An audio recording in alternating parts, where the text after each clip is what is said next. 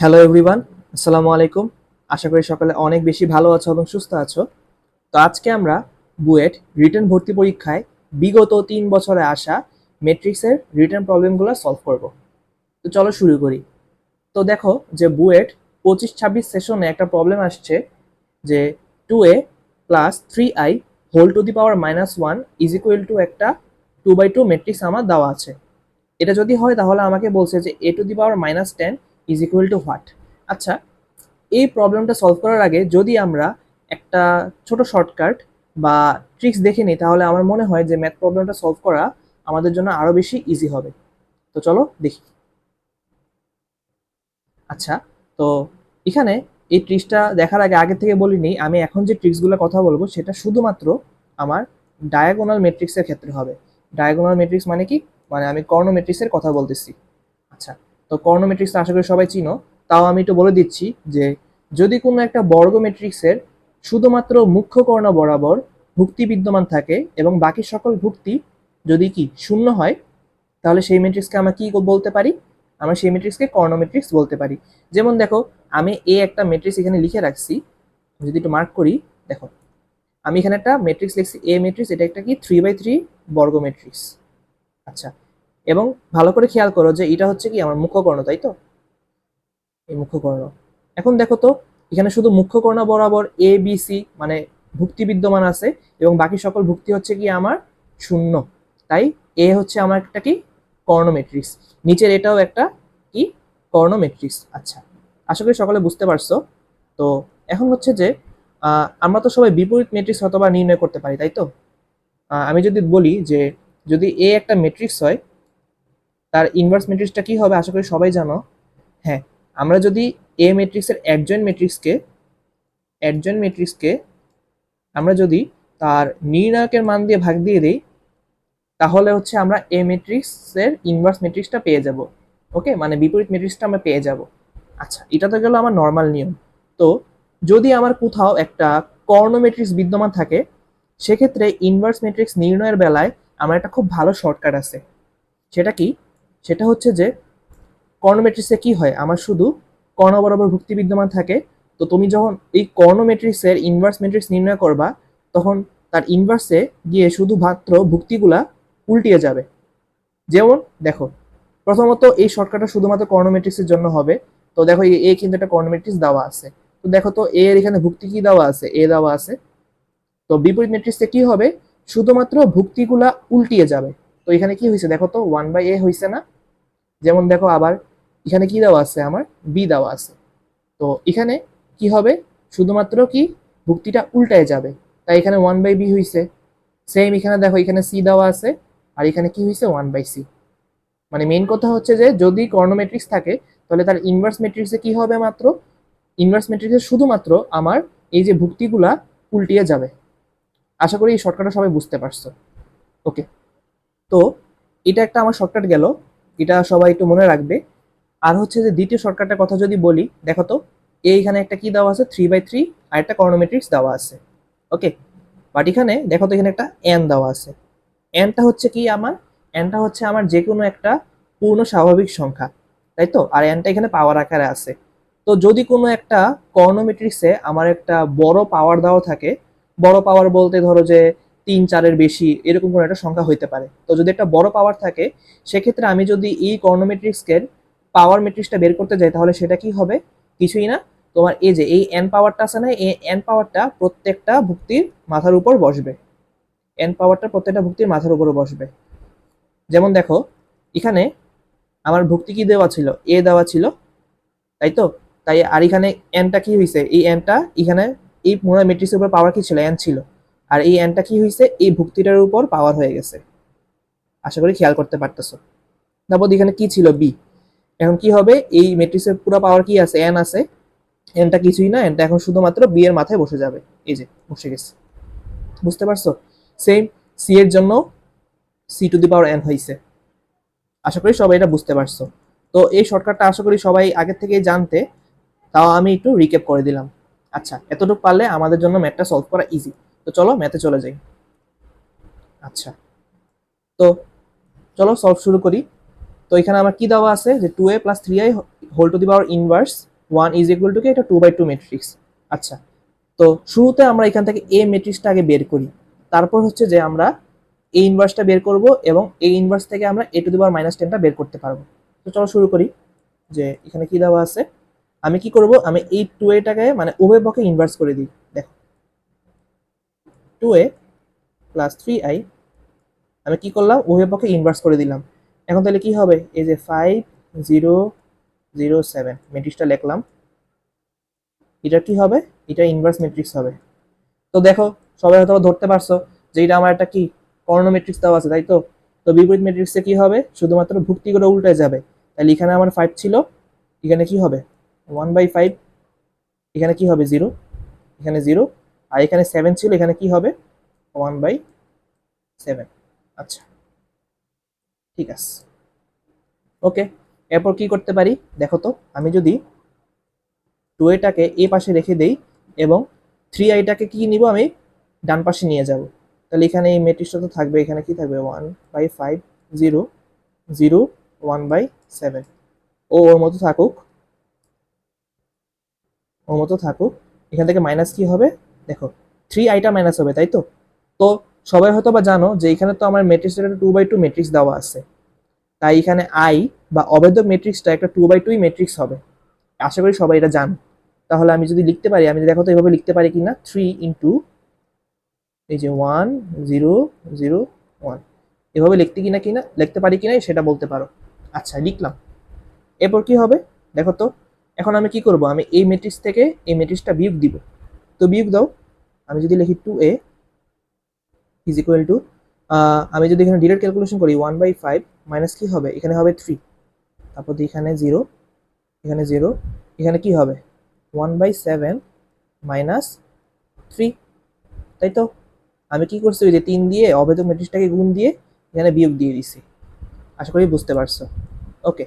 তাহলে এখন দেখো তো, আমি যদি 2a ম্যাট্রিক্সটা কি হয়, আচ্ছা আমি 2টাকে ওই পাশে পাঠিয়ে দিই। দেখো আমি শুধু এখানে এ ম্যাট্রিক্সটা লিখি, আর 2টা ওই পাশে গেলে কি হবে 1/2 হয়ে যাবে, ওকে। আর এখানে কি থাকবে দেখো তো, 1/5 মাইনাস 3 করি, যদি 1/5 মাইনাস 3 কত হচ্ছে -14/5, ওকে, -14/5।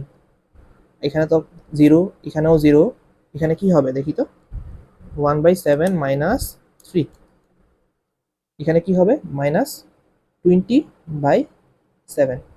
আশা করি একটু সবাই তোমরা বুঝতে পারছো। সামনে একটা হাফ গুণ আকারে আছে না, আমি চাইলে হাফটা সামনে গুণ দিয়ে দিতে পারি। তো চলো দিই, আমি যদি অপর পেজে চলে যাই, চলো দেখো আমার হাফটা কার সাথে গুণ হবে, আমার হাফটা এই যে এই প্রত্যেকটা ভুক্তির সাথে গুণ হবে। তাহলে এখানে যদি হাফ দিয়ে গুণ হয় তাহলে কি হবে -7/5, আর এখানে কি হবে -10/7। তাহলে কি কি হবে, এ ছিল এ ইজ ইকুয়াল টু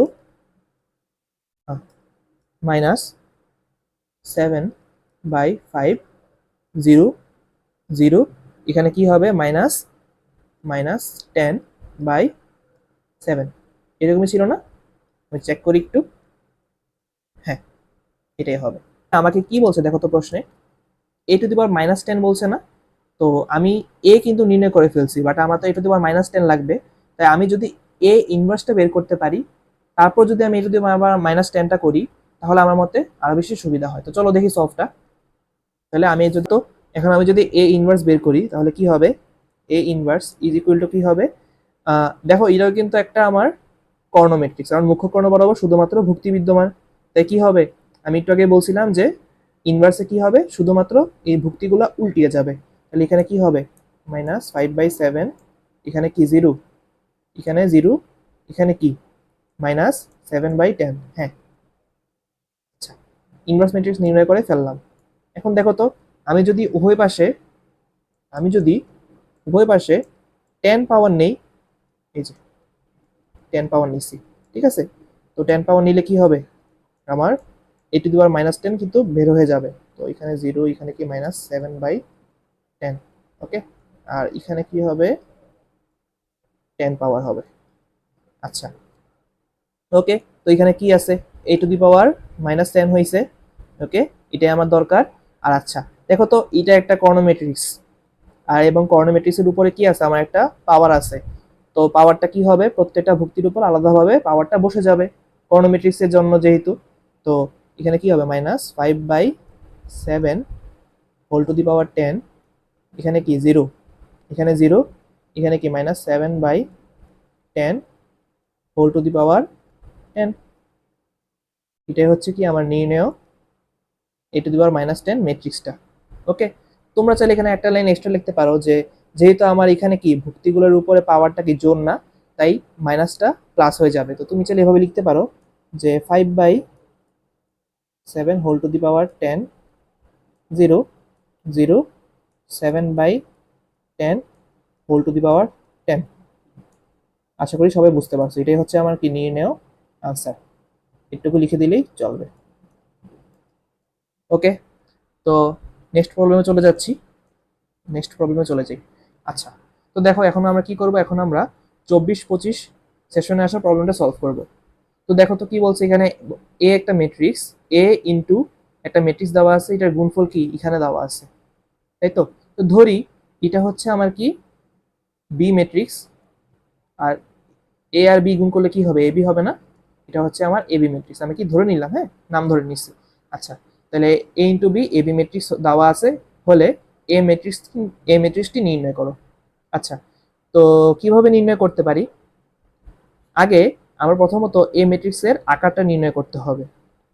দেখো তো এখানে বি ম্যাট্রিক্সের আকার কত, 3/1 না, দেখো তিনটা সারি একটা কলাম, তাহলে এখানে কি 3/1।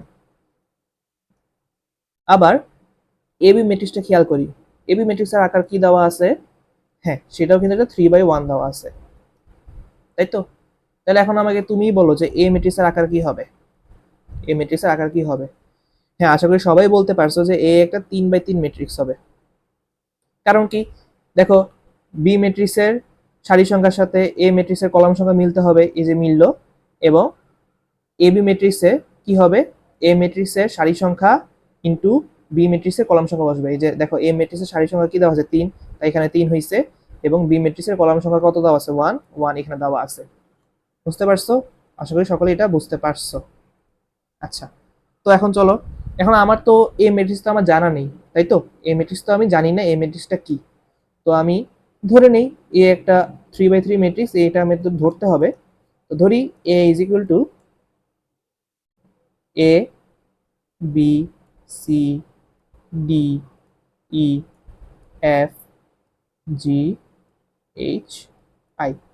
এ হচ্ছে আমার একটা সরি এ হচ্ছে আমার একটা 3/3, আচ্ছা লাইনগুলো প্রপারলি হচ্ছে না, এ হচ্ছে আমার একটা 3/3 ম্যাট্রিক্স।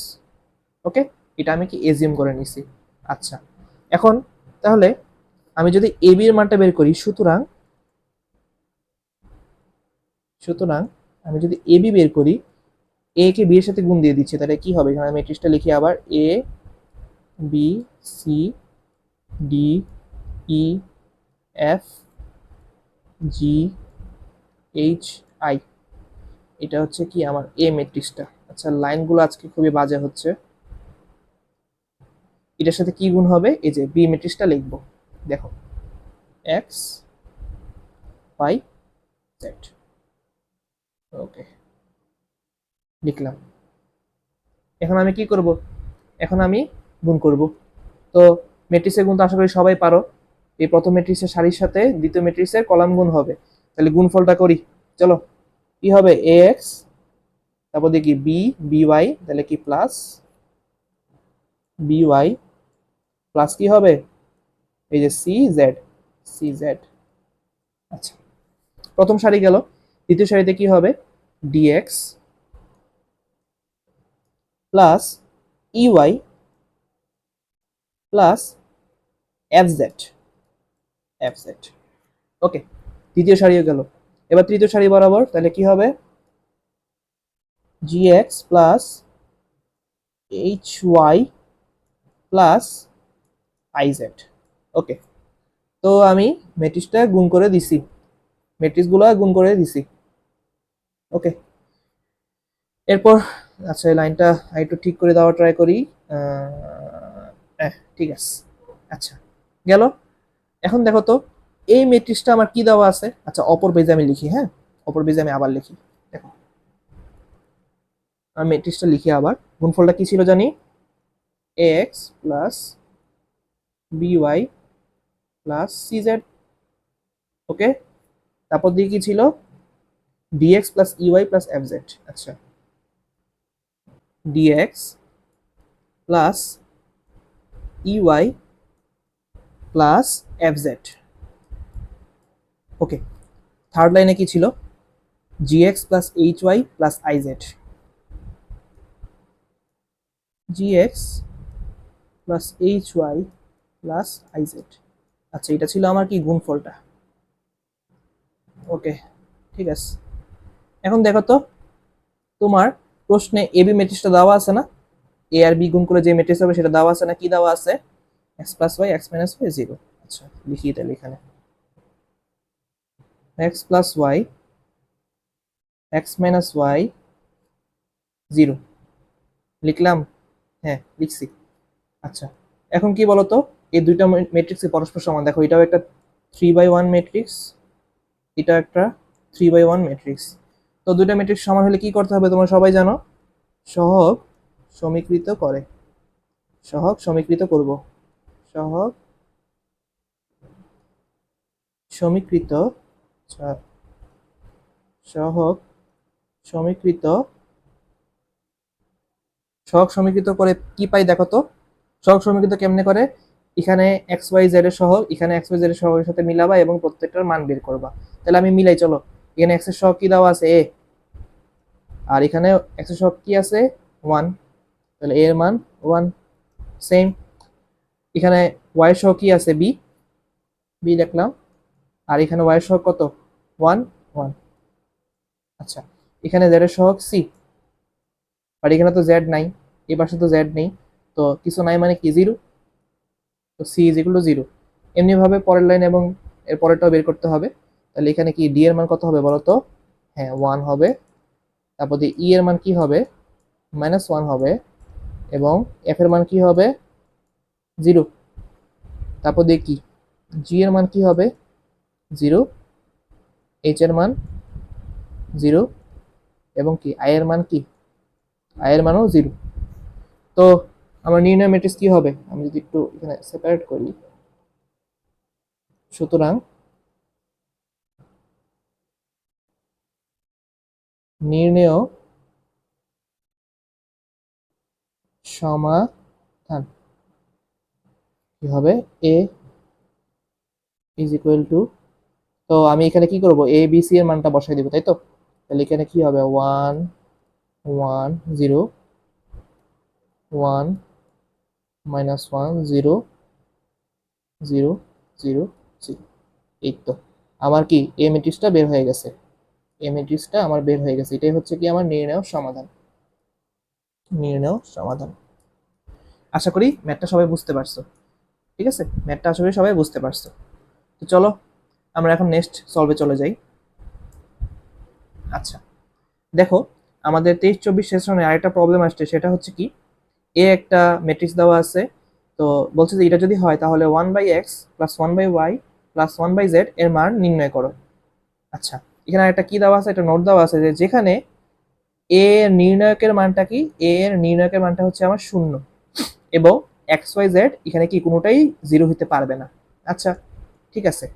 এখন দেখো তো, তো তোমাদের বেসিক্যালি অনেকের মনে হতে পারে আচ্ছা আমি এই ম্যাট্রিক্সটাকে আগে নির্ণায়কের মানটা বের করি, তারপর হচ্ছে যে আমি সলভটা করে ফেলি। বাট এই অবস্থায় কি নির্ণায়কের মানটা বের করা আমাদের জন্য একটা কষ্টসাধ্য, কারণ কি আমরা সবাই জানি যে একটা নির্ণায়কের মান বের করার সময় যদি আমাদের কোনো একটা নির্ণায়কের সারি বরাবর বা কলাম বরাবর যদি আমরা এক বা একাধিক ভুক্তিকে জিরো করতে পারি, সেক্ষেত্রে কি আমাদের বিস্তারটা একটু ছোট হবে এবং সহজ হবে, তাই তো। তো তোমরা সবাই খেয়াল করো, ধরি এটা হচ্ছে আমার কি কলাম 1, এটা আমার কলাম 1, এটা কি আমার কলাম 2, এটা আমার কলাম 3, তাই তো। এখন দেখো তো নর্মাল ভাবে বিস্তার কিন্তু সবাই করতে পারবে, বাট তুমি যদি একটু নির্ণায়কের ধর্মটা কাজে লাগিয়ে যদি তুমি একটা সারি বরাবর বা একটা কলাম বরাবর তুমি যদি এক বা একাধিক ভুক্তি জিরো করতে পারো, সেক্ষেত্রে তোমার বিস্তারটা একটু ছোট হবে এবং তোমার জন্য ক্যালকুলেশন করা একটু সহজ হবে। দেখো তো আমি যদি কলাম 1 থেকে কলাম 2 বিয়োগ দেই এবং কলাম 3 থেকে কলাম 2 থেকে আমি যদি কলাম 3 বিয়োগ দেই তাহলে কি হয় দেখো তো। আচ্ছা, তো চলো সলভটা শুরু করি, তাহলে আশা করি পুরোটা বুঝতে পারবা। ওকে, আচ্ছা, তো আমার তো নির্ণায়কের মানটা দরকার, তাই তো এটাকে আগে নির্ণায়ক তৈরি করে ফেলি। এই যে নির্ণায়ক, তাহলে 1 প্লাস এক্স, এখানে কত 1, এখানে কত 1, 1, 1 প্লাস ওয়াই 1, তারপর এখানে কি 1, 1, 1 প্লাস জেড। ওকে, সরি, এটা হচ্ছে কি আমার এখন নির্ণায়ক, তাই তো। তো এখানে কি হবে, এটা স্ট্রেট লাইন হবে, এখানে একটা স্ট্রেট লাইন হবে। ওকে, তো এটা হচ্ছে আমার নির্ণায়কটা। এখন দেখো তো আমি কি করব, এখানে আমি কি করব দেখি। আমি এটাকে কি বলছিলাম যে আমি এটাকে একটু ছোট করতে চাচ্ছি, তাই তো, মানে এক বা একাধিক ভুক্তিকে জিরো করতে হবে যে কোনো। আমি সারিটাকে টার্গেট করলাম, প্রথম সারি বরাবর আমি এক বা একাধিক ভুক্তিকে জিরো করব। তো তুমি কি করো, কলাম 1 থেকে কলাম 2 বিয়োগ দিয়ে দাও এবং কলাম 2 থেকে কলাম 3 বিয়োগ দিয়ে দাও। দেখো তো কি হয়। এই যে আমি যদি এই কলাম 1 থেকে যদি কলাম 2 বিয়োগ দিই তাহলে দেখো কি হয়, 1 প্লাস এক্স থেকে তাহলে কি হবে 1 প্লাস এক্স মাইনাস 1, তাহলে এখানে হবে এক্স। তারপর দেখো এখানে 1 মাইনাস 1 প্লাস ওয়াই, তাহলে কি হবে মাইনাস ওয়াই, তাই তো। আচ্ছা, আর এখানে 1 মাইনাস 1, তাহলে এখানে কি 0। ওকে, প্রথম কলামের কাজ শেষ। এবার কি করব, এবার দেখো তো আমি যদি দ্বিতীয় কলাম থেকে তৃতীয় কলাম বিয়োগ দেই তাহলে কি হয়, 1 মাইনাস 1 0, 1 প্লাস ওয়াই মাইনাস 1, তাহলে কত হবে, এখানে ওয়াই থাকবে শুধু। আবার এখানে কি 1 মাইনাস 1 প্লাস জেড, তাহলে কি হবে মাইনাস জেড। ওকে, এবং থার্ড কলাম নিজের মতোই আছে, এখানে কি 1 প্লাস জেড। ওকে, গেল। এখন দেখো তো আমি এটা কাজটা কেন করলাম, এই কাজটা আমি কেন করলাম দেখো তো। এই যে দেখো আমার প্রথম সারি বরাবর এই যে দেখো এখানে একটা জিরো আসছে না, এই জিরোটার সাথে আমার সুবিধাটা কি হয়েছে, আমার বিস্তারটা একটু ছোট হয়ে যাবে, তাই তো, মানে আমার জন্য ক্যালকুলেশন করাটা একটু ইজি। তো বুদ্ধি খাটাই ম্যাট করলে আসলে অনেক ছোট এবং সহজেই সলভ করা যায়। তো দেখো আমি যদি এখন আমি কি করব, তাহলে এখানে আমি কি করছি আমি একটু লিখে দিই। আমি এখানে কলাম 1 এ কাজ করছিলাম, কি কাজ করছিলাম, কলাম 1 থেকে কলাম 2 বিয়োগ দিছি, এখানে একটা কাজ করছি। এবার দ্বিতীয় একটা কাজ কি করছি দেখো তো, কলাম 2 তে কাজ করছি, কি করছি কলাম 2 থেকে কলাম 3 বিয়োগ দিছি, তাই তো। আর এখানে এটা একটু নেই, এখানে এখানে একটু মুছে দিই। ওকে, ওকে, ঠিক আছে। এই কাজটা আশা করি সবাই বুঝতে পারছো। এখন আমি কি করব, নির্ণায়কের মানটা নির্ণয় করব। তো আমি অপর পেজে চলে যাচ্ছি, অপর পেজে চলে যাই। আচ্ছা, তো নির্ণায়কের মানটা কি হবে, তো আমার ম্যাট্রিক্সটা কি ছিল, এখানে x01, তাই তো, প্রথম সারি বরাবর x01 আছে। তো আমি যদি x বরাবর বিস্তার করি, x নিয়ে বিস্তার করি তাহলে কি হবে, y ইন্টু 1 প্লাস জেড, মানে কি y plus Y Z plus Z. আচ্ছা, তো লিখি, চলো কি হবে x ইন্টু কি y plus Y Z plus কি হবে জেড। ওকে, এটা তো কি আমি x নিয়ে বিস্তার করছি, x নিয়ে বিস্তার করছি, তাই তো। কেমনি করছিলাম, এই যে x বরাবর সারিবাদ, x বরাবর কলাম বাদ, এবং কি হবে এই দুইটা কি একসাথে গুণ হবে, যে এভাবে আর এভাবে গুণ হবে, তাই তো। আশা করি সবাই জানো ম্যাট্রিক্সে কিভাবে বিস্তার করতে হয় বা নির্ণয়কে কিভাবে বিস্তার করতে হয়, সবাই আশা করি জানো। ওকে, তাহলে এখন এক্স নিয়ে করে ফেলছে, এখন কি ওয়ান নিয়ে করবো, তাহলে ওয়ান নিয়ে করলে কি হবে, এই সারি বাদ এই কলাম বাদ, তাহলে এখানে কি হবে মাইনাস ওয়াই মাইনাস জেড, তাহলে কি হবে ওয়াই জেড, আর এখানে জিরো, তাহলে শুধু ওয়াই জেড হবে, তাই তো। তো লিখি, তাহলে এখানে প্লাস ওয়ান ওয়াই জেড। হ্যাঁ, এখন নির্ণয়কে বিস্তারের মান কিভাবে নির্ণয় করে আমি দেখাইলাম না, আশা করি সবাই এটা পারো। হ্যাঁ, না পারলে আমাকে কমেন্টে বলতে পারো, আমি হয়তো ওইটার জন্য একটা ভিডিও তোমাদের দিতে পারি। ওকে, এখন তাহলে কি হবে, এক্স এর সাথে এটা পুরোটা গুণ হবে, তাহলে x y plus x y Z plus কি যে এখানে এক্স জেড। ওকে, হয়েছে। এরপর এখানে কি হবে, one plus one into y z, তাহলে কি y z is equal to zero. আচ্ছা, একটু আশা করি সবাই বুঝতে পারছো। এখন দেখো তো আমার একটু প্রশ্নটা খেয়াল করি, আমাকে কি বলছে, 1/x plus 1/y plus 1/z সেখানে নির্ণয় করতে, তাই তো। তো দেখো তো আমি যদি এক্স ওয়াই জেডটাকে ওই পাশে পাঠিয়ে দিই, আচ্ছা আমি আগে পাঠাই চলো, এক্স ওয়াই জেডটাকে ওই পাশে পাঠিয়ে দাও, তাহলে এখানে কি থাকবে এক্স ওয়াই ওয়াই জেড, তো এটা কি জেড এক্স দিয়ে দাও। ওকে, আর এক্স ওয়াই জেডটাকে ওই পাশে পাঠিয়ে দিলে মাইনাস এক্স ওয়াই জেড হবে। ওকে, হইল। এখন দেখো তো, আমি যদি উভয় পাশে এক্স ওয়াই জেড দিয়ে প্রত্যেকটাকে ভাগ দিয়ে দিই তাহলে কি হবে, যেমন আমি যদি এক্স ওয়াইকে এক্স ওয়াই জেড দিয়ে ভাগ দিই তাহলে এখানে কি হবে দেখো তো, 1/z হবে না, প্লাস দেখো ওয়াই জেডকে আমি কি করবো এক্স ওয়াই জেড দিয়ে ভাগ দিয়ে দিব, তাহলে কি থাকবে এখানে 1/x থাকবে, প্লাস জেড এসকে আমি কি করবো এক্স ওয়াই জেড দিয়ে ভাগ দিয়ে দিব, তাহলে কি থাকবে 1/y